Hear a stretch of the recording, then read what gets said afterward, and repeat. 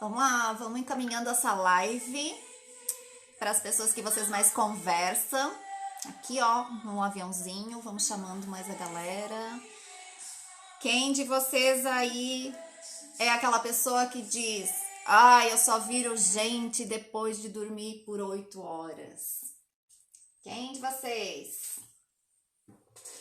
Ou quem de vocês só vira gente depois que toma o café da manhã? Escreve aí eu. Deixa eu saber com quem que eu tô falando.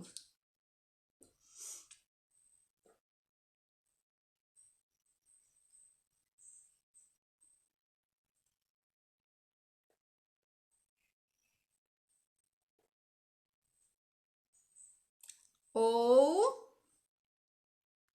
quem que é aquela pessoa que fala: ai, desculpa, eu não falei por mal, é porque eu tô muito nervoso. Ou aquela pessoa que não dormiu direito e acaba descontando no outro. Hum? Carol, te define, Carol? Ai, ai, ai. Então, pessoal, vamos lá falar sobre um pouquinho sobre fatores de vulnerabilidade. Espero que vocês tenham pego papel e caneta, ou lápis, ou qualquer coisa, que eu vou passar um testezinho para vocês fazerem para saber quais são os fatores de vulnerabilidade que podem contribuir com o estresse de vocês e fazer com que a gente entre num ciclo de gerando ansiedade, gerando outros sintomas. Então, quem tiver papel e caneta aí, pegue rapidinho, que a gente já vai começar.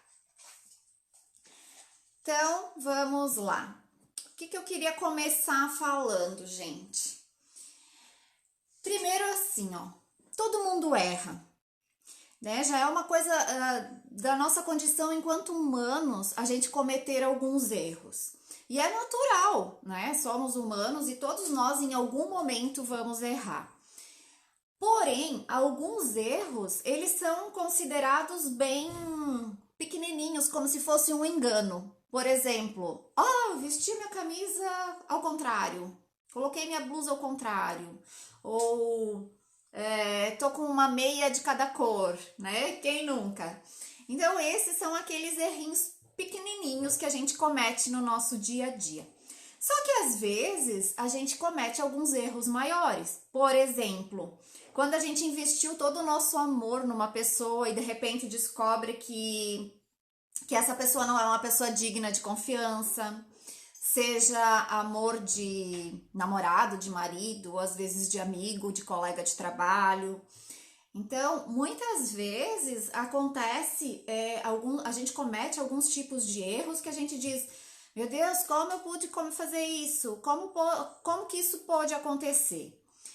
Então, eu vou falar um pouquinho sobre isso, porque existem alguns fatores que eles acarretam na diminuição do nosso limiar,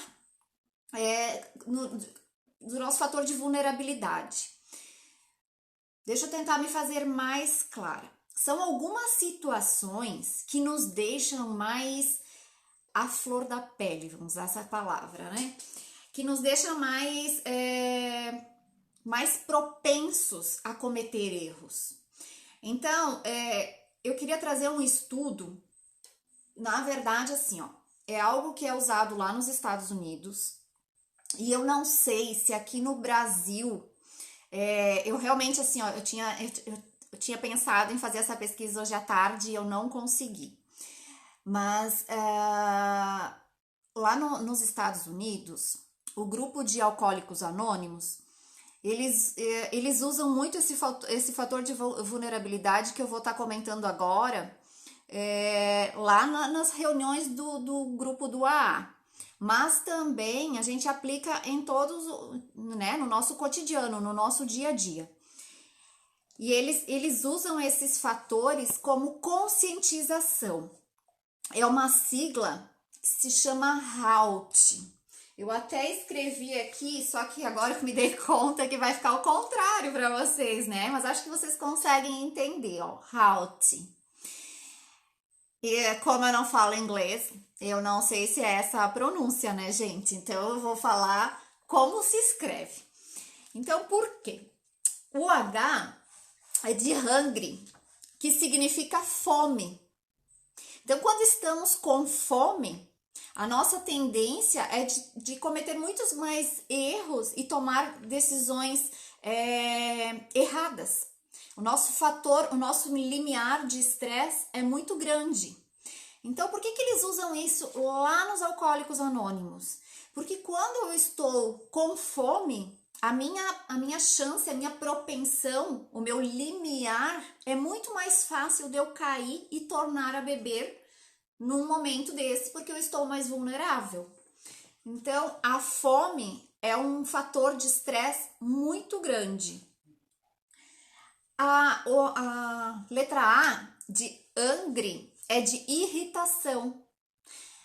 Quem nunca ouviu de vocês, pode até colocar aí eu, né?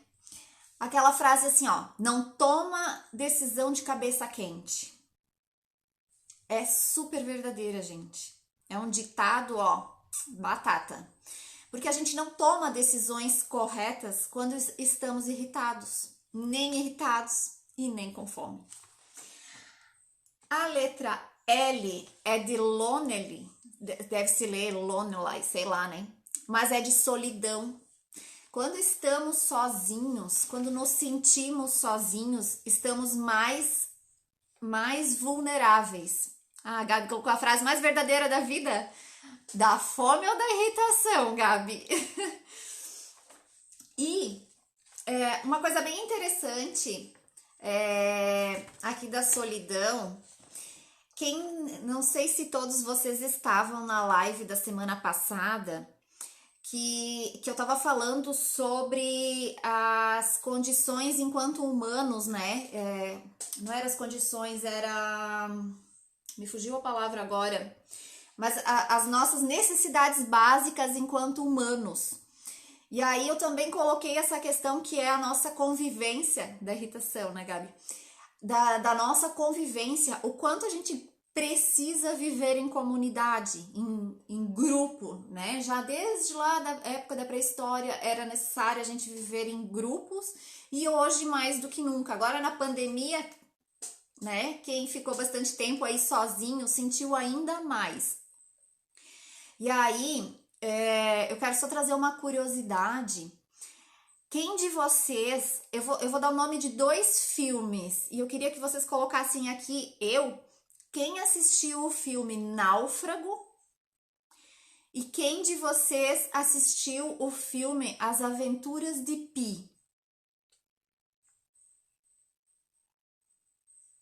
Vocês vão comentar que vai demorar para aparecer para mim, eu vou dar continuidade, tá? A Diana, tu assistiu os 2 ou só um? Por que eu tô trazendo os 2? Por que eu tô trazendo esses 2 filmes que eu lembrei agora quando falou aqui da solidão? A solidão é a coisa que mais mata além da fome e da sede. Então, o que manteve eu não consigo lembrar o nome do cara agora lá do Náufrago. Acho que era Tom. É o Tom Hanks, né? Não. Enfim, mas tanto do Náufrago como o Pi lá, os 2, um teve a bola, que virou o Wilson, né? Que ele chamou o Wilson, e o outro teve o tigre. Então foram as 2 formas de interação que os 2 criaram para se manterem vivos. Os 2 só se mantiveram vivos por conta disso. Então, vocês lembram da relação de apego que o Tom Hanks tinha com a bola, lá com o Wilson? Porque ela foi fundamental para a sobrevivência dele. Esse é o conceito maior e cientificamente é comprovado que a solidão, a nossa necessidade de viver em grupo, a nossa necessidade de interação com o outro, ela é extremamente importante. E a letra T, aqui do Halt, que se escreve tired, que eu não sei como se fala, é em relação ao cansaço. Quando a gente está muito cansado, a gente não consegue tomar boas decisões. Aliás, alguém de vocês consegue tomar uma boa decisão cansado? Eu não consigo nem pensar direito, quem dirá pensar, né? Decidir. Então, eu coloquei essa semana ali algumas frases e até iniciei ali falando a respeito de frases do tipo: mas se eu não dormir 8 horas, eu não sou nem gente. Eu só viro gente depois que eu tomo o meu café da manhã. E isso é fato. Por quê? Porque vem justamente encontro disso, da fome, da irritação, da solidão, do cansaço. Se eu não durmo direito, eu tô cansada. O café me ajuda a acordar. Então, é isso que eu queria trazer para vocês, no sentido de, se eu tenho meu autoconhecimento, eu já sei que eu só viro gente depois que eu tomar café, né? Porque geralmente, assim, é uma frase meio comum, né, na vida das pessoas, as pessoas falarem isso. Então, se eu sei que eu só funciono e eu só viro gente depois de tomar café, ok, já tenho um certo nível de autoconhecimento. Quando eu opto por sair de casa sem tomar café e eu vou tomar café lá no meu trabalho, eu não tô dando margem para me irritar e para entrar, sei lá, numa briga de trânsito, para me irritar ou brigar com alguém nesse meio tempo? Entende como algumas decisões que a gente tem, a gente está negligenciando esse nosso autoconhecimento? Ou se eu falo assim, vamos entrar agora em relações, em relacionamentos, enquanto casal, enquanto colega de trabalho, né, ou amigos. Se eu falo assim, quando eu tô irritado, tu nem venha me puxar assunto porque eu vou falar o que não deve. Se eu já sei que eu tô no meu limite e eu já tô avisando o outro e o outro continua vindo querendo uma resposta, tá vendo que como já é uma situação que a comunicação não vai fluir e que vai dar caca?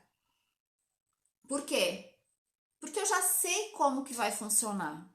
Então, existem situações que a gente consegue, não é que a gente consegue controlar, né? Tem coisas que a gente não consegue deixar de sentir, mas eu consigo deixar de, né? Eu consigo deixar de fazer a coisa ficar maior. E aí, por que eu tô trazendo esse assunto? Porque esses fatores de vulnerabilidade, eles influenciam na minha ansiedade. Eu posso entrar numa depressão por conta desses vários fatores, porque eu vivo num constante estresse e aí uma coisa vai puxando a outra, né? Quando eu sou extremamente ansiosa, sempre falo que ansiedade e depressão são ali, primas irmãs, né?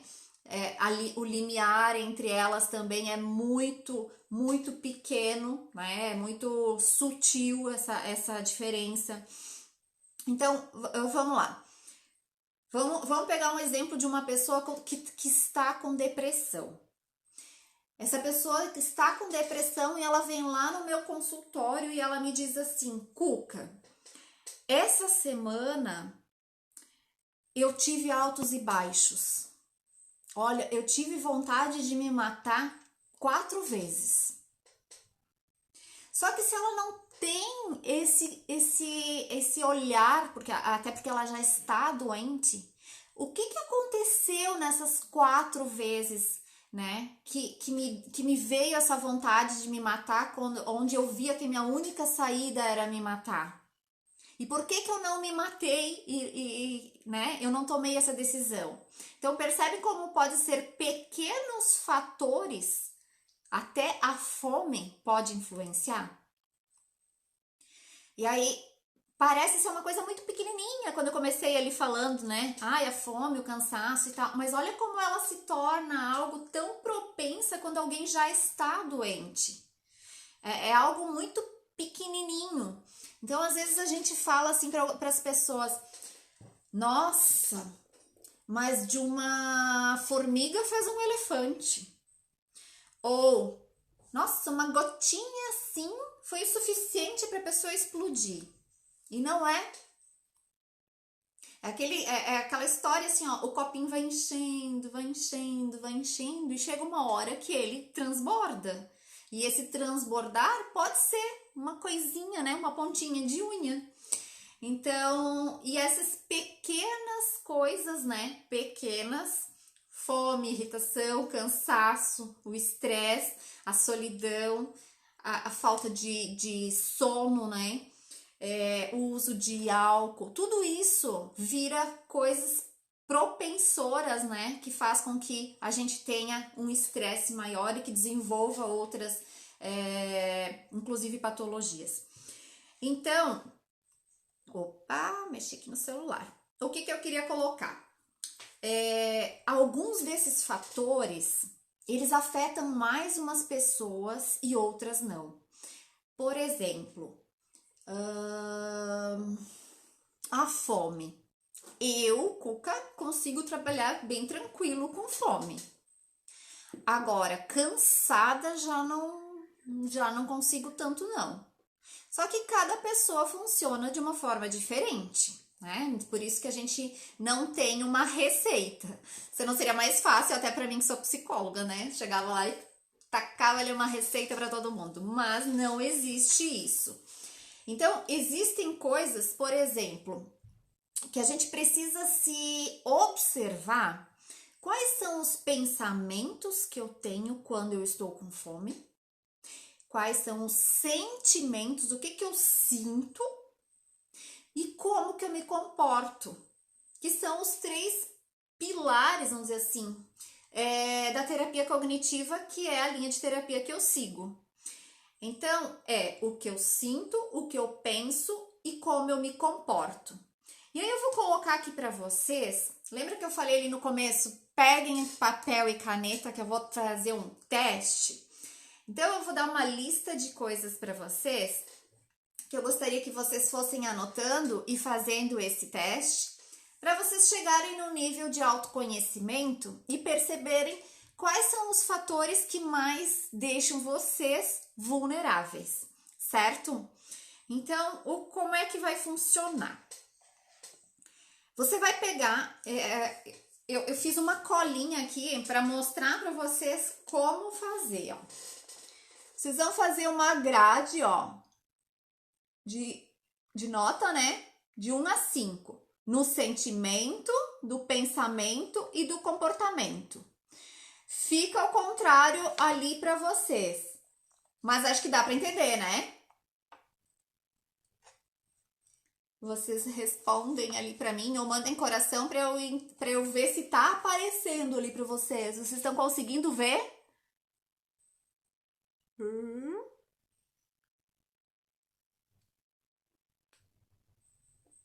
Me deem um feedback. Oi, Juliê. Oi, Camila. Sim? Certo. Então, sentimentos, pensamentos e comportamentos. Como que vocês vão preencher? Esse de 1 a 5 é a nota que vocês vão dar. Então, 1 vai representar assim, não me afeta em nada. E 5 me incomoda profundamente. Então, ali no meio, vocês vão conseguir colocar a nota, né? De 1 é 0, né? Não, como diria minha mãe, não fede, não cheira. E 5 me deixa muito assim, ó, no meu nível máximo, certo? Então, 2, 3 e 4 fica numa posição assim meio intermediária, vamos dizer assim, mais ou menos. Então, eu vou dar as palavras para vocês, as palavras não, os fatores, e vocês vão colocar assim, ó, ali no sentimento, no pensamento e no comportamento, que nota que você se deu. Então, assim, ó, no pensamento, no sentimento, vocês têm que pensar assim, isso, ele me traz uma mudança emocional? Já vou dar a primeira para vocês pensarem. É a fome. Então, o número 1 é a fome. De 1 a 5.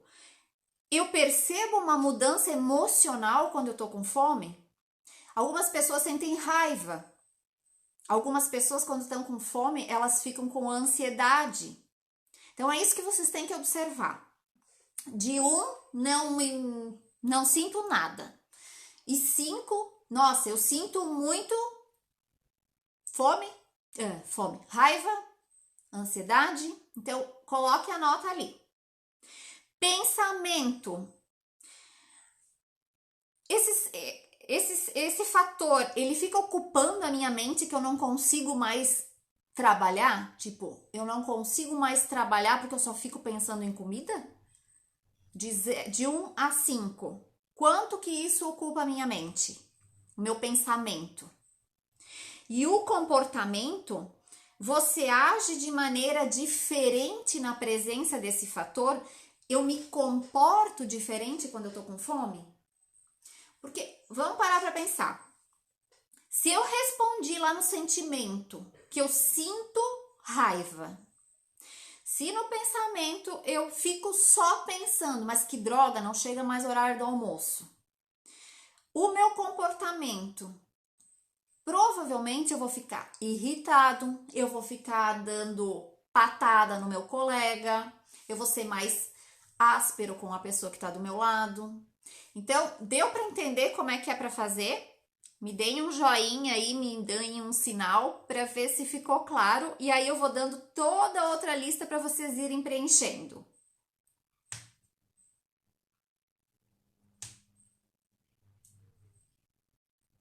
Ou mandem coração para eu identificar. Deu? Beleza. Então, se vocês preencheram da fome, o segundo elemento de vulnerabilidade é a raiva. Quando eu tô com raiva, de 1 a 5, qual é a minha mudança emocional? E o quanto isso ocupa o meu pensamento? E o quanto isso afeta o meu comportamento? Então, número 1, fome. Número 2, raiva. Número 3, abuso de drogas. O que seria esse abuso de drogas? Se eu fico fumando, se eu fico tomando muito café, se eu uso realmente algum tipo de droga, sei lá, maconha, cocaína, álcool. O quanto isso muda a minha emoção, o que eu sinto, o quanto isso afeta a minha forma de pensar e o quanto isso afeta a minha forma de me comportar. Então vamos lá. Se eu bebo, a maioria das pessoas, né, fico bem macho, bem corajoso, eu dirijo em alta velocidade, então isso é o meu comportamento, tô num comportamento de risco. O corajoso, eu tô me sentindo corajoso. E o pensamento, talvez é um pensamento de que posso tudo, que eu posso enfrentar, se a polícia me parar, eu posso desacatar a polícia, entende? Então, número 1, fome. 2, raiva. 3, abuso de drogas. 4, solidão. Quando eu me sinto só, quanto isso afeta o meu sentimento, o meu pensamento e a minha forma de me comportar. Lembra que esse é um fator bem importante, como eu dei o exemplo ali dos filmes. Tem muitas pessoas que ficam extremamente tristes, depressivas, quando se sentem só, quando estão sozinhas. Então, o quanto isso te afeta? Essa foi a número 4. A número 5, fadiga. Fadiga, cansaço. Quanto isso afeta o que você sente, o que você pensa e a forma de se comportar. Número 6, dor. O quanto eu fico Vamos lá, se eu tô com muita dor de cabeça, o meu sentimento, como que fica? De 1 a 5. Como é que fica a minha produtividade quando eu tô com dor de cabeça? Entende? O meu pensamento, eu consigo focar naquilo que eu preciso fazer ou a dor de cabeça fica consumindo o meu pensamento? Eu consigo desenvolver aquilo que eu preciso? Ou eu, quando eu tô com dor de cabeça, eu geralmente preciso ficar lá encolhidinha, quietinha e esperar passar? Então, o quanto isso é um fator de vulnerabilidade para você? Número 8, uma perda profunda. O que seria isso? Pode ser uma perda de um ente querido, pode ser a perda de um emprego, pode ser a perda de um namorado, de um casamento, do meu cachorro, do meu gato, pode ser qualquer coisa. O quanto isso afeta os meus sentimentos, o quanto afeta os meus pensamentos e quanto afeta o meu comportamento. Número 9, a falta de sono. E essa falta de sono, a gente tem que interpretar ela na verdade assim, né? A falta de sono na hora de dormir, porque geralmente se eu não durmo de noite, eu vou trabalhar com sono, né? Então não é a falta de sono, é a falta de dormir mesmo, o meu cansaço por conta de não dormir. O quanto isso afeta o meu sentimento, o meu pensamento e o meu comportamento. E a número 10 é alguma mudança significativa da vida. Então, o que seria isso? Quando eu mudo de emprego, eu mudo de cidade, eu mudo de, sei lá, tenho um filho, quando tem alguma mudança significativa na minha vida, né? Eu mudo de faculdade, enfim. Quanto isso afeta os meus sentimentos, os meus pensamentos e os meus comportamentos. Porque isso pode ser também, por exemplo, quando eu decido sair de um emprego. Trabalho, sei lá, 10 anos no mesmo lugar e eu decido sair. Às vezes pode vir até uma sensação de culpa. Por que eu saí do emprego há tanto tempo? Então, quanto que isso mexe com os meus sentimentos? De tristeza, sinto culpa, sinto raiva por ter tomado tal decisão. O quanto isso afeta os meus pensamentos. Eu tento ler um livro e não consigo. Eu tento fazer alguma coisa e não consigo. E o meu comportamento, né? O não conseguir, na verdade, já é comportamento, né? Mas se eu não consigo me concentrar, por exemplo, é porque o meu pensamento fica preso só, né, nesse remorso, nessa raiva, nessa tristeza. Então, seria isso, né? Fome, raiva, abuso de drogas, solidão, fadiga, dor, doença, uma perda profunda, a falta de sono e a mudança significativa da vida. Se alguém não conseguiu pegar, me pede depois que eu mando um print. E aí, o que vocês precisam se ater?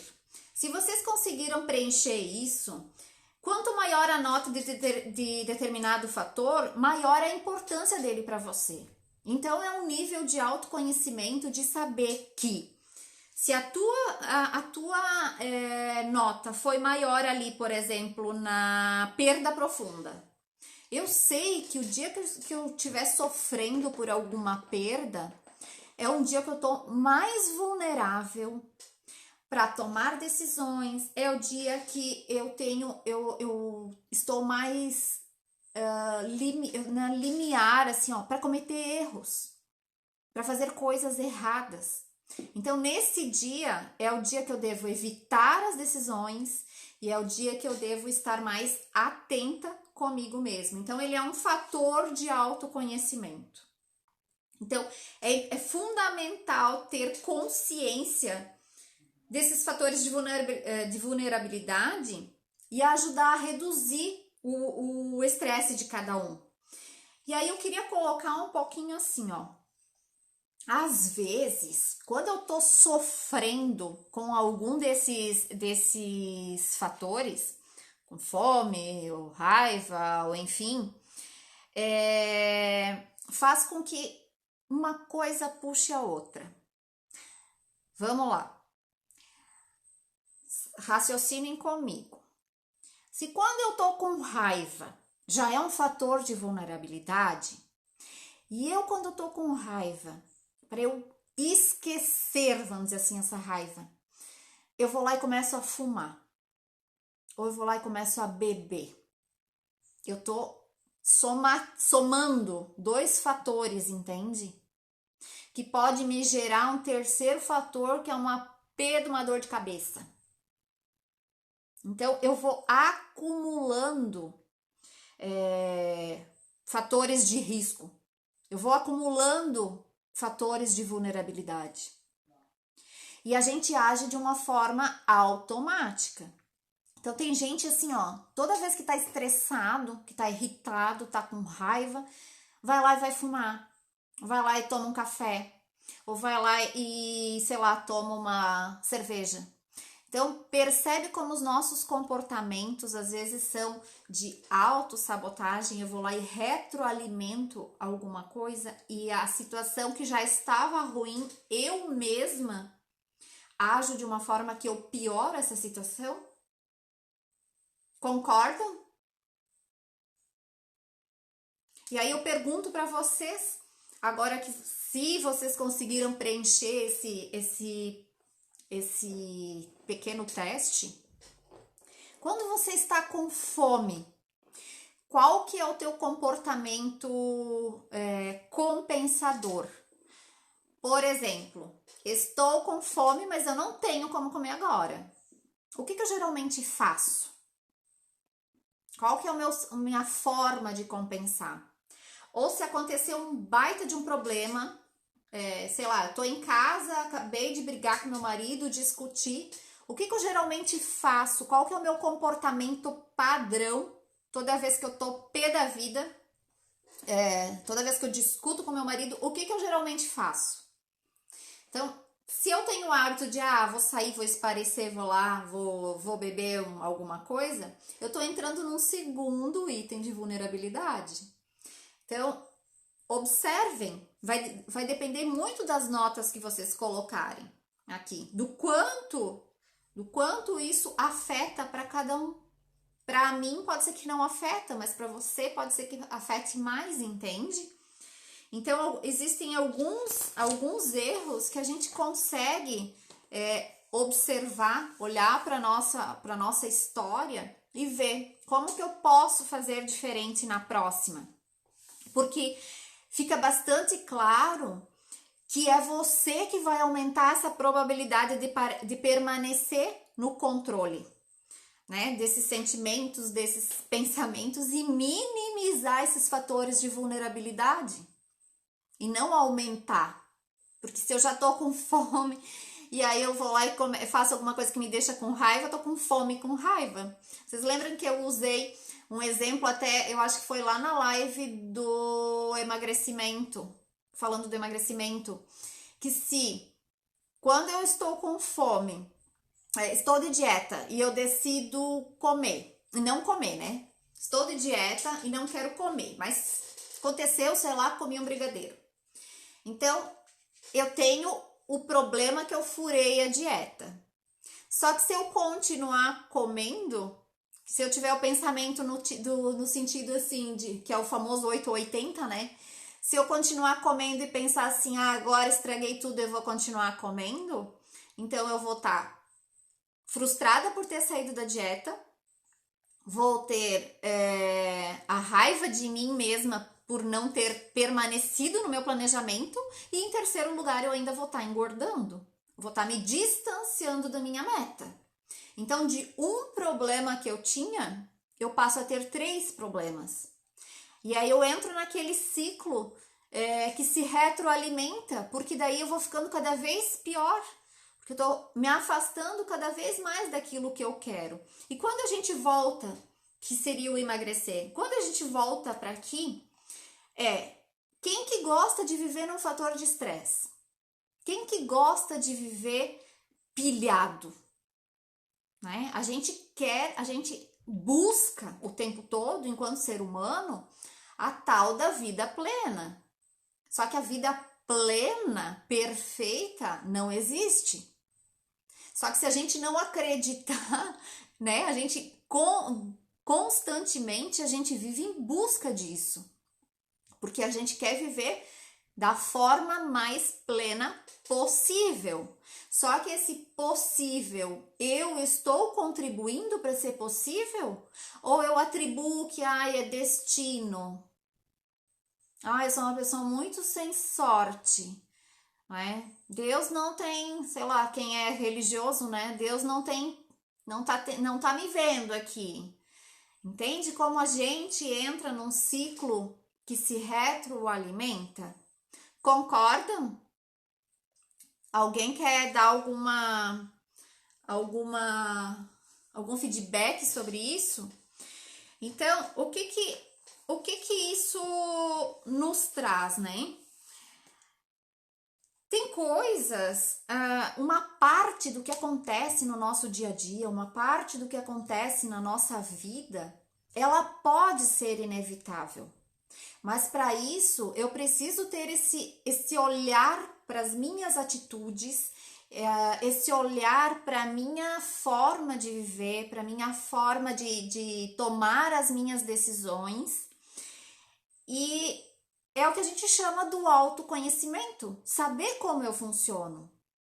Se eu sei que eu só sou gente se eu dormir 8 horas por dia, e se eu acordo todo dia às 6 e eu vou dormir meia-noite, eu tô dormindo 6 horas por dia. Eu tô ficando com um déficit de 2 horas todos os dias.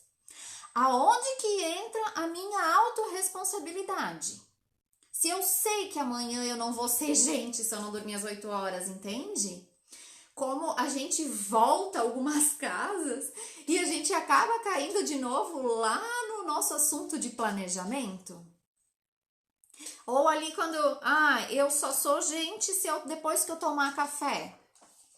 Quanto que eu tô sendo negligente em saber que se eu saio de casa todos os dias sem tomar café e eu encontrar alguém, eu posso, sei lá, xingar alguém indevidamente no trânsito só porque eu tô com raiva de porque não acordei direito, entende? Então eu estou negligenciando isso em mim. Se eu já sei que eu sou dessa forma. Concordam? E aí eu queria só finalizar no sentido assim, ó. Estamos indefesos? Será que não nos resta outra saída senão desistir e nos entregar ao descontrole? Será que a gente não está vivendo um eterno piloto automático? E a tal da famosa síndrome Gabriela, que esses dias eu até falei pra Gabi, né, Gabi? Que é aquela música assim, ó. Eu nasci assim, eu cresci assim, Gabriela. Não é porque eu nasci assim, eu cresci assim, que eu tenho que morrer assim. Eu só vou nascer e morrer assim se eu quiser. Agora, a partir do momento que eu sei que eu funciono diferente, eu tô sendo negligente. Eu não tô usando a minha autorresponsabilidade. Aí eu tô jogando a minha responsabilidade para um terceiro. Seja ele meu marido, meu pai, minha mãe, que me criaram assim, ou tô jogando pro destino, ou tô jogando para Deus, ou tô jogando sabe-se lá Deus para quem, entende? Então, às vezes a gente fala que, meu chefe vive pegando no meu pé por tal coisa, mas cadê a minha autorresponsabilidade? Será que realmente está pegando no pé ou sou eu que não tô observando os meus comportamentos? Então, a gente cai naquele papel de vítima, né? Sou vítima da sociedade, vítima da minha casa, da minha família. Então, a gente não tem que se entregar a esse descontrole de forma alguma, mas a gente precisa compreender o que acontece com o nosso processo mental quando a gente entra nesse piloto automático. Como que eu mudo isso? Às vezes, eu vou entrar nesse piloto automático, entende? Mas a partir do momento que eu entro e eu percebo, a minha responsabilidade é em sair dele. É em perceber isso.